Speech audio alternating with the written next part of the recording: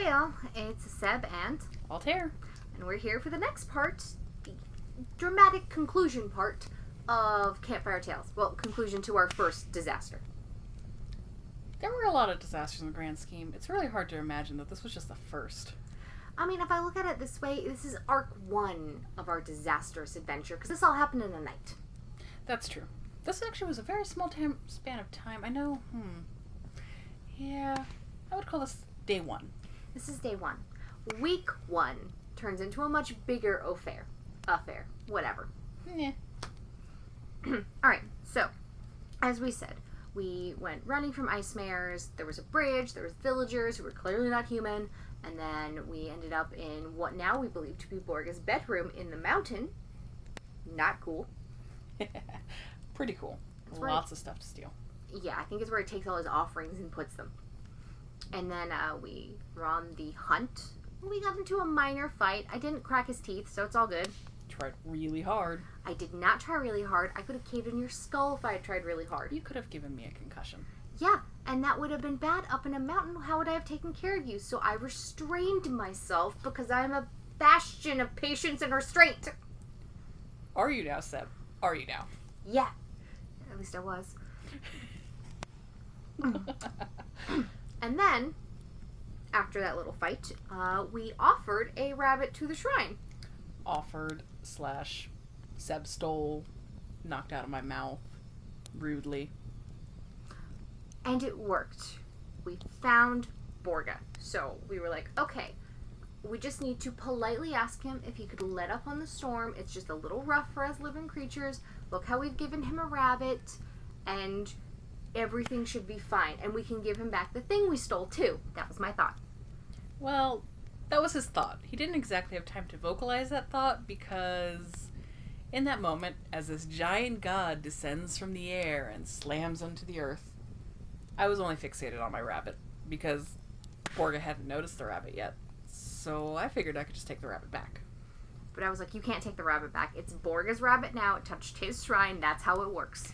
Yeah, I was lying like a good 5 feet away from him. He's a really big guy. I'm really fast. I figured just zip on in there, snap it up, and zip on out. Yeah. So I'm like, you can't do that. If you go and take that rabbit, you're literally going to have to fight Borga for it. And that might have been Seb's bad, might have been my bad, but the moment he said that, the voice in my head was like, yeah, totally, let's just fight him. Because if we take him out and we eat his heart, then we just get his power. And that's amazing. I'm interrupting you. I'm saying, what? What? You never said that at the time. Well, yeah, because like 5 minutes later, well, not even 5 minutes, like a heartbeat later, I was screaming and charging at Borga.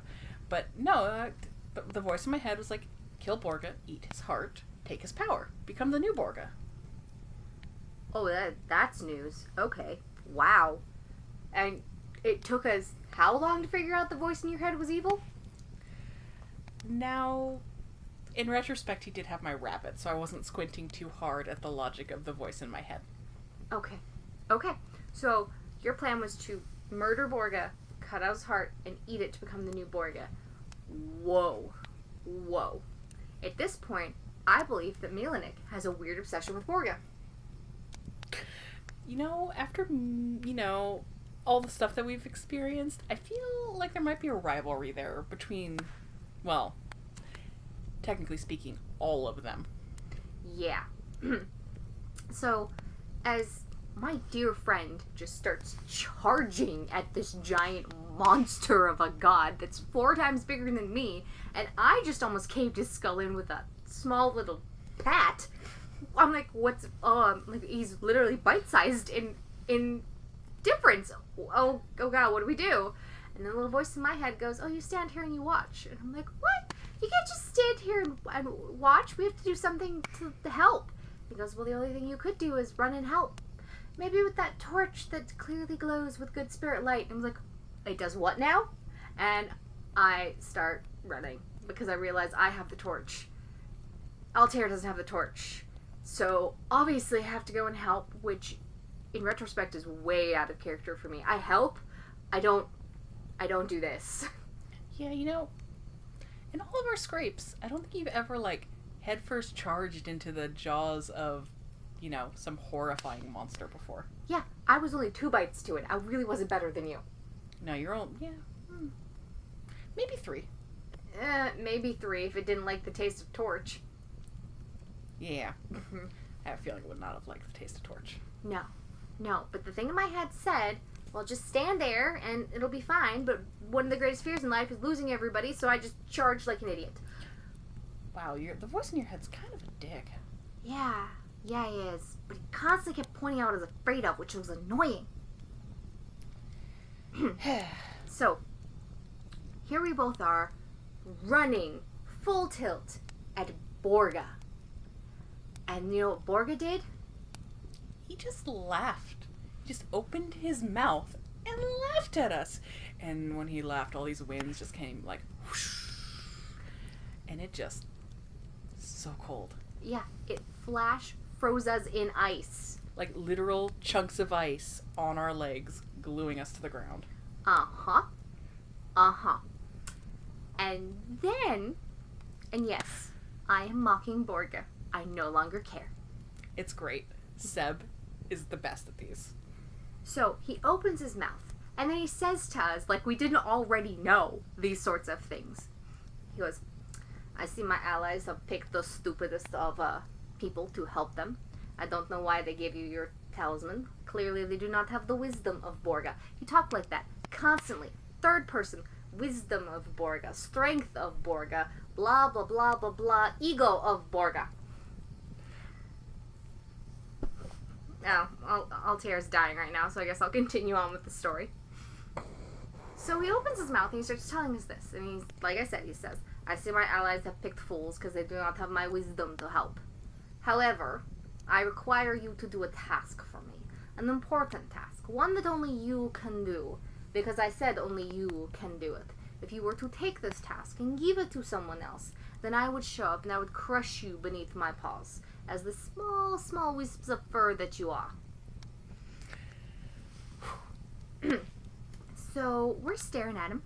And I'm like, oh, okay. Because what do you say to that? You can't really say anything. You say no? Do you? Because you know what would happen if we'd said no? He would have crushed us under his paws like tiny wisps of fur. He did seem very, very adamant about that. And I don't think our talismans would have really stopped him. Just because we were allies. Yeah, I didn't really feel like allies frozen to the ground. Maybe he didn't feel like allies when we charged him. It was a whole conundrum. So, and then he starts, like, waving his paws around, and he makes this thing. It's like, I don't know, not really like a trapezoid, more like a trapezoid with a triangle, trapezoid thing on top. Okay, it's a lantern, but like a weird lantern, like made out of ice. Like, everything's made out of ice. The little hoopy things made out of ice, the glass is made out of ice, all little bits that should be metal, ice. I think this guy just has an obsession with ice. He is kind of the god of ice. Also, as a note, I was the one who was stuck carrying this thing the entire rest of the journey. It is freezing to touch it. Yeah, but I do believe your words were, I don't trust you, Altair. You'll just run and smash it with your dumb stealth. Yeah, it was close to that. It was pretty close to that. It sounded more eloquent, but it was very close. So, then, Borga just summons this little lantern, and then he looks at us, and he continues talking, and he's like, I require you to go and find my ally. And Altair says to him, well, who's your ally? Because, we don't know any spirits. And he goes, the small one, the creepy one, with the eyes, who sits in the corner and laughs at us. The who? The one you don't want at parties. We don't go to parties with spirits, dude. Ugh, how do you say his name? Siboganic, the creepy one. Oh. And then I realized who, possibly, he meant. Because, everyone knows those horrible, campfire tales. Yeah, of the god of fear. And Borga's like, yes, you call him god of fear. He's not that scary. He is small and he is annoying more than anything. So I require you to take this lantern to him and to pick up the spirit. And not to deviate from these plans. And I require you to go to the Ilk forest to do it. And at which point we're like, what forest did he just say? But we don't know how to correct him and ask him to say that again. Yeah, because what do you say? I'm sorry, sir, I can't hear you past your thick accent. Yeah, I think it's all the ice. Probably is all the ice. Like, literally, that guy's face is just covered in a beard of ice. Yeah, I don't know how he talks, breathes, or eats like that, and how his lips don't just get, frozen together. Spirit bullshit. Mm-hmm. We got very lucky, because then he goes, "You shall go down the path this direction, and you shall follow all of the ravens. They shall lead you. They are annoying. They belong to him. Just follow them, I guess." And I mean, like Seb said, what do you say to that? Oh, that's right. That's what I said. Can you unfreeze us, please, sir? Can you not just break out of it? No, I suppose not. You do not have the strength of Borga. The ego of Borga. Oh my god, you are so right. Yeah. Constantly. You would think he would be the funnier guy. Nope. Actually, it was kind of hilarious. He made a lot of very funny jokes in the moment, but it was very hard to laugh because my teeth were chattering. Yeah. Guy's got a really dry sense of humor. Yeah, but it was still funny, and thankfully he did unfreeze us. Yeah. Whew. Because I don't think we would have broken out, and I don't think we would have thawed that high up on the mountain. No, we would have frozen to death and starved. Yeah, that would have really sucked. Over a rabbit. That we could have eaten. Are you kidding me? Your rabbit almost caused this. So that was our first encounter with a god that adventure. Yeah, we would have many more. And you know what? In the grand scheme of things, the Borga was not the worst. No, I think when we're all said and done, he's in my bottom 3, but he's the top. No, there's 7 of them. So 1, 2, 3, maybe 4th on my list. I think he's 4th on my list, just from humor. Yeah, because I mean, from humor. Looking back, hilarious. Way more hilarious than the next guy. Way more hilarious than the next guy, but the next guy thought he was real funny. Mm-hmm. Okay, so this is Altair and Seb.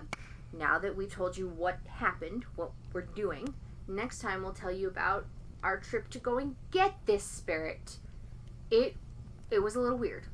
It was super weird, but we did it. Well, we survived